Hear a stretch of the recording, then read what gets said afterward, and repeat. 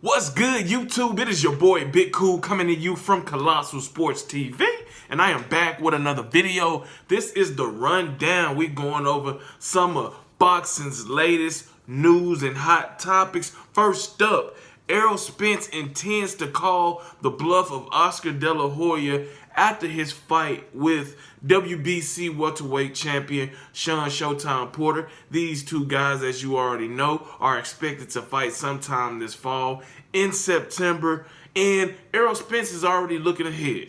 This is a dangerous game he's playing because Sean Porter is not one to be taken lightly, to be looking ahead of, because he is a terrific fighter. He's a former, champion in the welterweight division. He's been in the ring with some of the best guys: Keith Thurman, Paulie Malignaggi, Devin Alexander, Adrian Broner, Yordenis Ugas. The list goes on and on. This guy is proven for it, tough, and Errol Spence has a big fight ahead of him with Porter. But the 29-year-old Spence, the IBF welterweight champion, is supremely confident in his abilities.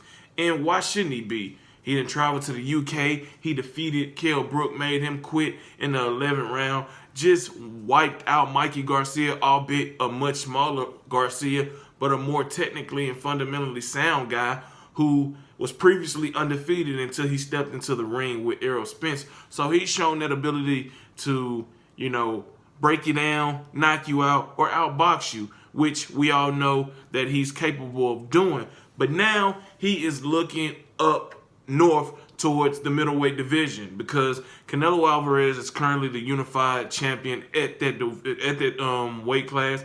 He holds the IBF, WBA, and WBC middleweight titles. And Oscar De La Hoya, we all know he's notorious for kind of poaching other, promoters, fighters, trying to get them under the Golden Boy Promotions banner. He hasn't had a lot of success as of late, but he has turned his focus towards one Errol Spence Jr., trying to entice him, trying to lure him in to the Zone and Golden Boy Promotions to fight Canelo Alvarez.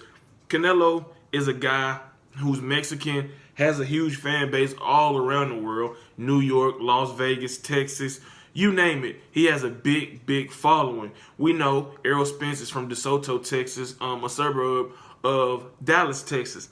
He had his fight with Mikey Garcia in the Dallas Cowboys Stadium back in March. Sold out the whole stadium. Did solid for his first pay-per-view fight. I think it was 350,000 buys, what we reported at 3kingsboxing.com. And now he's looking to stage even bigger and better fights there.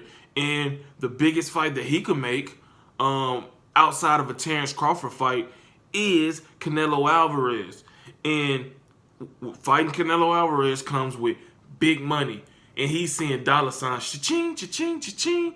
And he's trying to cash out. Not saying that, he doesn't believe he can defeat the likes of Keith Thurman or Terrence Crawford and so forth and so on. But saying, look, I'm 29 years old. Yes, I'm making good money. But a fight with a multi-weight champion, the top cash cow in the sport of boxing, the current unified middleweight champion, is going to bring me my biggest payday by far. And I don't blame him for looking in that direction. Canelo Alvarez has a lot on his plate right now. He has the boxing world in the palm of his hand. He got options with Demetrius Andrade, the WBO middleweight champion, Jamal Charlo, the now WBC middleweight champion. He got options like Callum Smith, the WBA super middleweight champion. He got options like Sergey Kovalev, the 175-pound WBO light heavyweight champion. So he has a lot of options. We want to see him in an undisputed match, but now it's kind of murky with the WBC making him the franchise champion and now elevating Jamal Charlo, who just recently defeated Brandon Adams this past weekend by unanimous decision, the WBC champion. So that puts that in kind of flux. Is he still able to participate in an undisputed match with Demetrius Andrade, or is he just like the fucking super champion and the other guys are just going to have to you know, battle it out with each other, Andre versus Charlo, and then face Canelo, who would be putting his IBF and WBA titles on the line. We didn't get that clarity, that clarification from the WBC. We'll just have to wait and see. But while I respect Errol Spence in his admiration, his aspiration to move up to 160 to face Canelo Alvarez, he has unfinished business at 147. Even if he defeats Sean Porter, there's 2 to 3 more guys in that division that he needs to defeat to stake his claim as the top guy at 147. There's no way around it. He cannot move up to 154, to 160, to 168, to 175 without and call himself the best welterweight without handling his business against the winner of Keith Thurman versus Manny Pacquiao and ultimately Terrence Bud Crawford. He cannot. And in a live, and I'll post a link from 3kingsboxing.com down in the description box below so you all can check it out. He said this in a live on his Instagram. I'll beat Canelo ass after I fight Showtime. After I fight Sean, I'm going to look for that fight with Canelo. I'm going to call Oscar's bluff. So, while he has his eyes set on the big prize, which is Canelo Alvarez and all the money he's going to bring, especially for a showdown in Texas, he must remember that he has a worthy opponent that he's going to be standing across in that ring come September, and Sean Porter, who is confident, who's motivated and hungry to become the unified welterweight champion of the world and take that IBF strap from Errol Spence Jr. And then you also got to look, you got a guy in Terrence Crawford who claims to want, to fight Errol Spence. You got Keith Thurman, Manny Pacquiao. They're going to eventually have to see him. So, he got to keep things in proper perspective. He cannot get too far in the future. He got to stay in the present time, focus on the task at hand, because it won't be an easy night in the office with Sean Porter. So we shall see what's to come of this, assuming he gets by, Sean Porter in September. Next up, there are strong reports out there that Sergey Kovalev and Canelo Alvarez is still a possibility.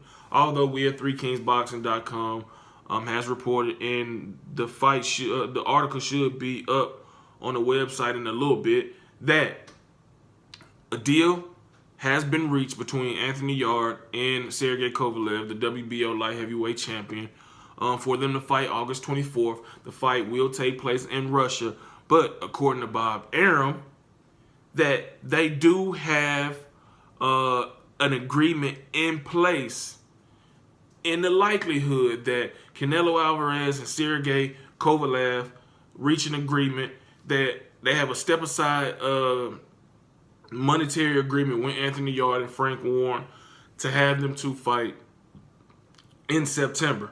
Now, that all sounds good, sounds fine and dandy, but the trainer and manager of one Anthony Yarde came out and vigorously denied that that's the case.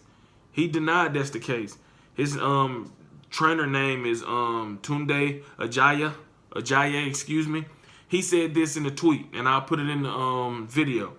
I can categorically confirm that Anthony Yarde hasn't agreed a deal for step-aside money or to fight Ramirez. The plan remains to fight for the WBO title, world title, as soon as practically. Well, that is interesting because we know Bob Arum is a old head in the game. He says a lot of shit, some shit true, some shit not true. But, with Gilberto Ramirez being thrown into this situation, it makes things interesting. It makes me believe that there's a real possibility that Sergey Kovalev could be facing Canelo Alvarez next. I know Kovalev came out yesterday, I believe, and said he's fighting Anthony Yarde. But we've seen this time and time again that fighters, promoters, managers, trainers say one thing, and then when it all said and done, what we've been led to believe that they've, vehemently denied comes to fruition. So I'm not saying that Kovalev is lying. What I'm saying is that, hey, you got to wait and see if, Canelo Alvarez gets his way. Because if he gets his way, then we will be seeing him versus Sergey Kovalev. And this is a dangerous, dangerous fight for Canelo Alvarez if it were to happen. Because, Kovalev, yeah, he lost to Ggg Alvarez. He lost twice to Andre Ward. Controversy or not, are going on his record as losses. So that's what it is. But he's a big, strong, talented fighter. His jab has been described as powerful as his right hand. And we know how punishing his right hand is. So, while Canelo, I commend him. He's a future Hall of Famer, terrific fighter, a top 3, top 5 pound-for-pound fighter in the sport of boxing. He could be biting off more than he could chew in a potential fight with Sergey Kovalev. The reach, the height advantage, how would he deal with that? The strength, the power, the experience of Kovalev, how would he deal with that?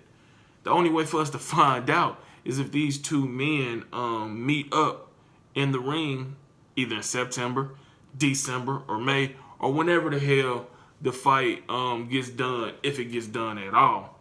All right. That topic leads into this next topic. The WBO junior middleweight champion, Jaime Munguia, is reportedly in consideration for a September clash with former middleweight champion Gennady Ggg-Golovkin in the case that Alvarez Golovkin 3 falls apart, which it looked like it's going to crumble.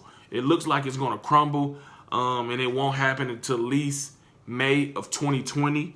And if that's the case, Jaime Munguia, move up in weight will be fast-tracked. He's already been on record stating that he would like to move up in weight either later this year or sometime in 2020. Now, with this news coming out, of course, it's no shocker because last May, Jaime Munguia, before he was, known and before he defeated Saddam Ali to take that WBO junior middleweight strap in such devastating fashion, he was, he was considered for the replacement when Canelo Alvarez tested positive for clenbuterol. Obviously, the Nevada State Athletic Commission denied him a license. They didn't feel he was ready for a fighter of the caliber of Gennady Golovkin, especially if you looked at his resume at the time. He wasn't proven. He didn't fight anybody noteworthy. So, of course, they weren't going to risk putting a young, undefeated guy with some potential in the ring against an experienced future Hall of Famer in Gennady Golovkin. So they elected to sacrifice, these are my words, not nobody else's, sacrifice long-time junior middleweight contender Vanes Martirosyan, who had been calling for that fight. But he'd been calling it for that fight, being out of the ring for, 2.5 years? So he was a dead man walking as well. But they figured, you know what, we can make some real money off of Jaime Munguia if we just let him get a title, get some more experience against some CB, A-level fighters to, gain that seasoning that he needs to, have before we put him in the ring with the likes of a Canelo Alvarez or Gennady Golovkin. And now, fast forward, 5 fights later, 4 title defenses later for Jaime Munguia, and he is in prime position to move up in weight to challenge the former middleweight champion in the case that Alvarez Golovkin 3 falls apart. So there's a lot of moving parts. A lot of things won't get finalized until Canelo Alvarez makes his decision and gives DAZN and Oscar De La Hoya a yay or a nay in terms of if he's going to go ahead with the rubber match between himself and Gennady Golovkin. If he doesn't, then that means he's going to secure a fight with Sergey Kovalev. And if that happens, then it means that we will likely see Gennady Golovkin versus Jaime Munguia. That is an all-action fight, and while Golovkin is much older now, he's not the fighter he used to be, he still should beat the fuck out of Jaime Munguia, who isn't that good of a fighter. He has a fan-friendly style. He has big power, but as you've seen, as he stepped up his competition since his fights with Saddam Ali and Brandon Cooks, his knockout power hasn't been as effective, or his power hasn't been as effective. He let Dennis Hogan arguably come in his backyard in Mexico and defeat him, even though he was awarded the favorable hometown decision. And then against Takashi Inoue, that was a slugfest. He didn't drop or hurt him. You know what I'm saying? And then against Liam Smith, I think he may have dropped him. He did hurt him, but look, he didn't knock him out. So we all know, once you step up in competition, either your skills going to be exposed or they're going to be confirmed and verified. Same with your power. Either your power going to be confirmed and verified or exposed for, hey, it was just a product of the guys you were fighting, wherever you come from, whether it's over here in America, Mexico, Russia, Africa, anywhere you name. You know what I'm saying? And he hasn't looked impressive. He is defensively flawed. He squares himself up. He loads on his punches. You know what I'm saying? He's a big, strong guy.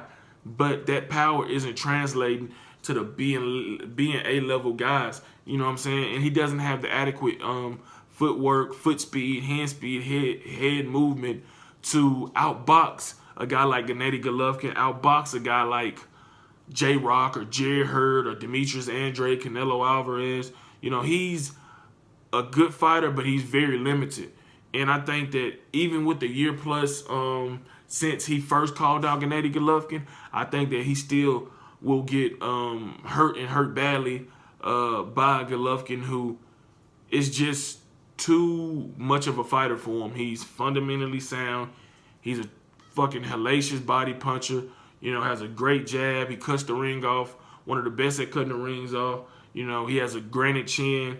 And, you know, he's just a terrific fighter. So, we shall see. It's a lot of moving parts, but once Canelo Alvarez makes his decision, everything else will start to fall in line, and we'll start to, you know, hear confirmations on whether or not trilogy between him and Golovkin will happen, or if it'll be him versus Kovalev, and then it'll be Golovkin versus Munguia, or maybe Demetrius Andrade can slide in there and get him a big fight that he's been, you know, begging for. So we shall see. But if you like this video, give it a big thumbs up. Make sure you drop those comments in the comment section down below, giving me your thoughts on all these topics. If you enjoy the content throughout the channel, please hit that subscribe button. Turn those notifications on to be notified every time I upload content. Share these videos on Facebook, Twitter, Instagram.